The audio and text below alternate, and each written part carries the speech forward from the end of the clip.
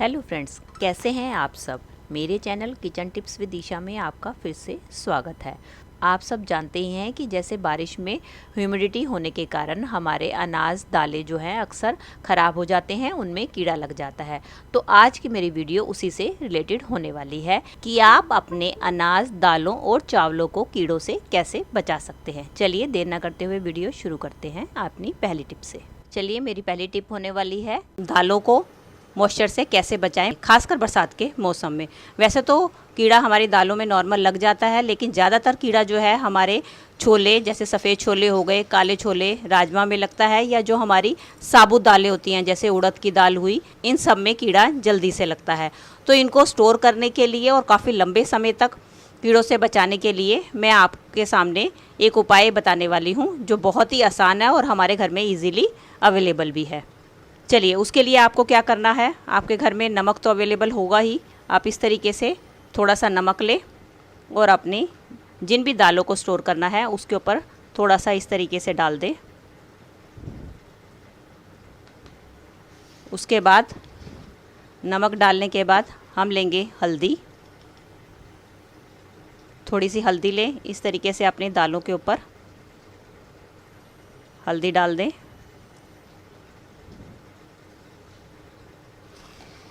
और तीसरी चीज़ है ये सरसों का तेल। इस सरसों के तेल को आप थोड़ा थोड़ा सा अपने दालों के ऊपर इस तरीके से डाल दें और अच्छी तरीके से अपने हाथों से इसको अपने दाल और छोलों के ऊपर अच्छी तरीके से कोट कर दें। ये अच्छी तरीके से इनके ऊपर कोट हो चुका है। हो सके तो आप इसको 1 घंटे की धूप दिखा दें। उससे क्या होगा, इसके जो सारा जो भी हमने इसके अंदर नमक, हल्दी और तेल डाला है वो सारे के सारे इसके अंदर अच्छी तरीके से एब्जॉर्ब हो जाएंगे। और उसके बाद आप इसको एयर टाइट कंटेनर में स्टोर करके रख सकते हैं। इससे आप देखेंगे काफ़ी समय तक आपके दाल और छोले कीड़ों से बचे रहेंगे।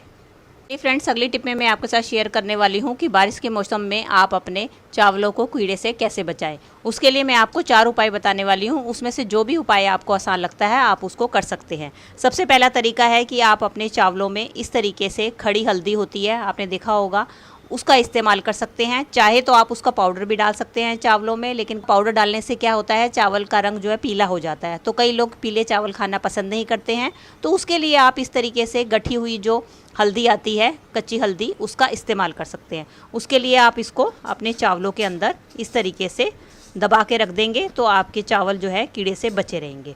और दूसरा उपाय है, आप इसके लिए लहसुन का भी इस्तेमाल कर सकते हैं। ये लहसुन की कलियाँ हैं, लेकिन इस बात का ध्यान रखें कि आपका लहसुन अच्छी तरीके से सूखा हुआ होना चाहिए। इसकी 2-3 कलियां भी आप अपने चावलों में इस तरीके से दबा कर रख सकते हैं। इसके रखने से भी इसकी स्ट्रॉन्ग स्मेल से कीड़े चावलों में नहीं आते हैं। तीसरा तरीका मैं बताने वाली हूँ आपको। इस तरीके से चौक आपके घर पे होगा ही है, मोस्टली चौक हमारे घर पे अवेलेबल होता ही है क्योंकि बच्चों के काम में ये आता ही है। तो इस चौक का इस्तेमाल भी आप अपने चावल को कीड़ों से बचाने के लिए कर सकते हैं। ये भी आप अपने चावलों में दबा कर रख सकते हैं। और चौथा तरीका ये है कड़ी पत्ता।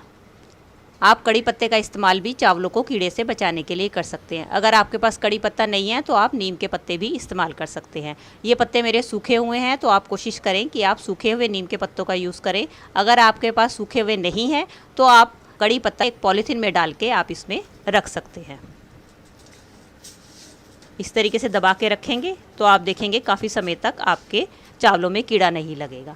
और सबसे लास्ट तरीका मैं आपको बताने वाली हूँ चावल को कीड़े से बचाने के लिए, वो ये है कि आपके पास इस तरीके से जिप लॉक वाली छोटे से पाउच तो होंगे। आप इस सुई की मदद से आप इसमें इस तरीके से दूरी दूरी पे होल कर लें।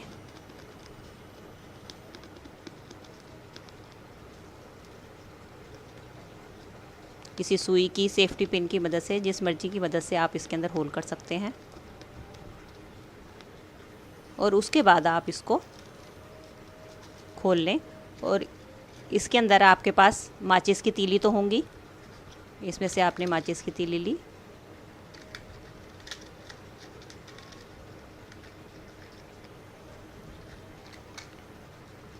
माचिस की तीली को हम इसके अंदर डाल देंगे।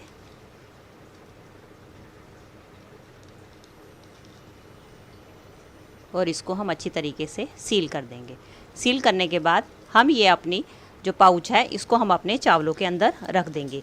माचिस के मसाले में काफ़ी स्ट्रॉन्ग स्मेल होती है, जिसके कारण कीड़े जो है चावलों के अंदर नहीं आते हैं। इसको मैंने जिप लॉक के पाउच में इसलिए डाला है ताकि इसके मसाला जो है डायरेक्ट चावल के कांटेक्ट में ना आ सके, और इसमें छेद इसलिए किए हैं ताकि इसकी जो स्ट्रॉन्ग स्मेल है इसके ज़रिए बाहर आ जाए।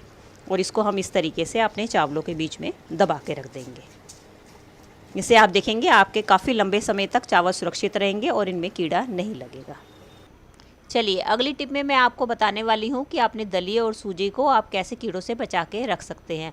उसके लिए आप दलिए और सूजी को 2-3 मिनट के लिए पहले ड्राई रोस्ट कर लें। उसको ठंडा करने के बाद इस तरीके से कंटेनर लें, उसमें अपने सूजी और दलिए को डाल दें और ऊपर से 4-5 लौंग डालकर अपने कंटेनर को अच्छी तरीके से बंद कर दें। ध्यान रहे इसके लिए आप एयर टाइट कंटेनर का ही इस्तेमाल करें, इससे आपके दलिया और सूजी काफ़ी लंबे समय तक सुरक्षित रहेंगे।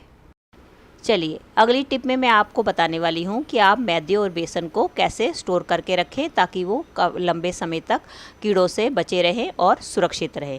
उसके लिए आप जब भी मैदा और बेसन मार्केट से ख़रीद के लेकर आएँ तो उसको अच्छी तरीके से पहले छान लें, देख लें कि उसमें कहीं कीड़ा तो नहीं है। अगर आप पैकेट बंद बेसन का इस्तेमाल कर रहे हैं तो आपको जितनी ज़रूरत हो उतना निकाल के आप इस्तेमाल कर लें, बाकी बेसन को उसके अंदर पड़ा रहने दें। और उसके बाद इस तरीके से बड़ी इलायची, आप छोटी इलायची किसी का भी इस्तेमाल कर सकते हैं, वो इसके अंदर डाल के और अच्छी तरीके से उसको आप एक रबड़ बैंड की मदद से सील कर लें।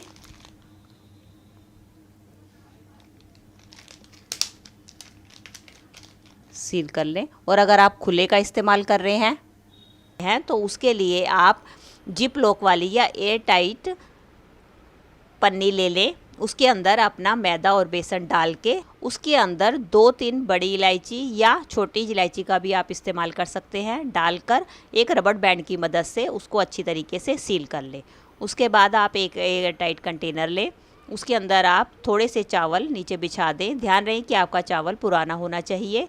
उसके ऊपर एक टिश्यू पेपर रख दें। उसके बाद अपनी थैली डालकर अच्छी तरीके से बंद करके रख दें। इससे क्या है, आपका बेसन और सूजी काफ़ी लंबे समय तक कीड़ों से बचे।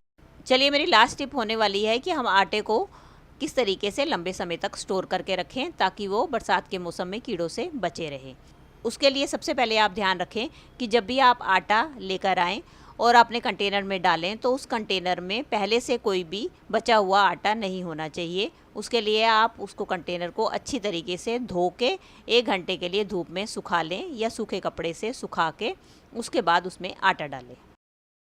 अब मैंने अपने कंटेनर को धो के रख लिया है। उसके बाद हम न्यूज़पेपर लेंगे और उसको इस तरीके से इसके नीचे की तरफ इस तरीके से बिछा देंगे।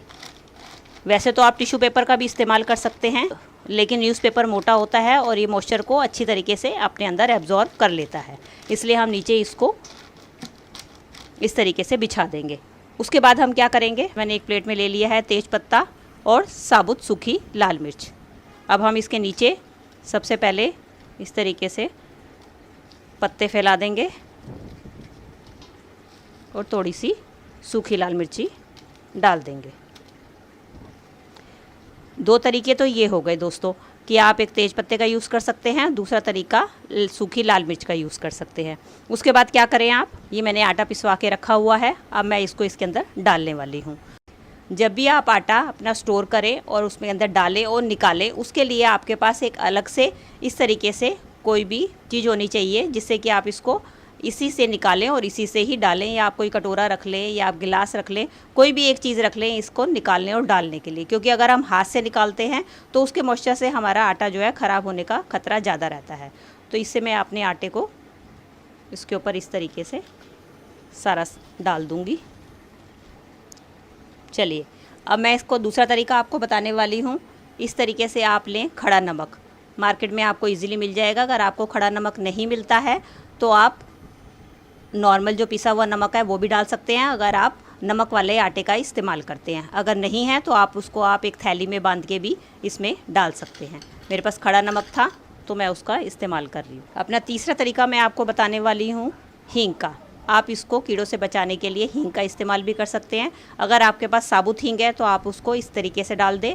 मेरे पास साबुत नहीं थी, पिसी हुई थी, तो मैंने इस तरीके से एक पाउच ले लिया जो ऊपर से सील हो जाता है, और इसके अंदर सुई से मैंने छोटे छोटे छेद कर दिए और इसके अंदर मैंने हींग डाल दी है। आप ये वाला हींग का जो है पाउच इसके अंदर डाल सकते हैं। क्या इससे क्या होगा, इसकी स्ट्रॉन्ग स्मेल से कीड़े हमारे आटे के पास कभी भी नहीं आएंगे। अगला तरीका है नीम का। आप इसके अंदर नीम की पत्तियों का इस्तेमाल कर सकते हैं। ध्यान रहे कि आपकी पत्तियां सूखी हुई होनी चाहिए। जैसे कि मैं इसकी नीम की पत्तियों को आप वैसे भी तोड़ के डाल सकते हैं, चाहे साबुत हो तो इस तरीके से आप साबुत भी डाल सकते हैं। अगर आपके पास नीम की पत्तियां नहीं हैं तो नीम की डंडियां भी आपका काम कर सकती हैं। अगर आप इन सब झंझटों में नहीं पड़ना चाहते हैं तो इसके लिए सबसे सरल उपाय ये है कि आप अपनी पंसारी की दुकान से एक टैबलेट आती है मुगदरस के नाम से, आप उस टैबलेट को अपने इन अनाज और दालों में डाल सकते हैं। उसकी रेशो रहेगा कि आपको 1 kg में एक ही टैबलेट का इस्तेमाल करना है, और साथ ही साथ इस बात का ध्यान रखना है कि आप इस टैबलेट्स को डायरेक्ट ना डाल के किसी कपड़े या पॉलीथीन में ही डालकर अपने चावल, दाल और अनाज में उसका इस्तेमाल करें। ये थी दोस्तों आज की मेरी वीडियो। आई होप आपके लिए यूज़फुल रही होगी। अगर आपको मेरी वीडियो अच्छी लगी है तो प्लीज़ एक लाइक ज़रूर दीजिएगा, और इसी तरीके की यूज़फुल वीडियोस देखने के लिए मेरे चैनल को बेल आइकन के साथ सब्सक्राइब भी कर दीजिएगा। मिलती हूँ नेक्स्ट वीडियो के साथ। Till then take care and bye bye.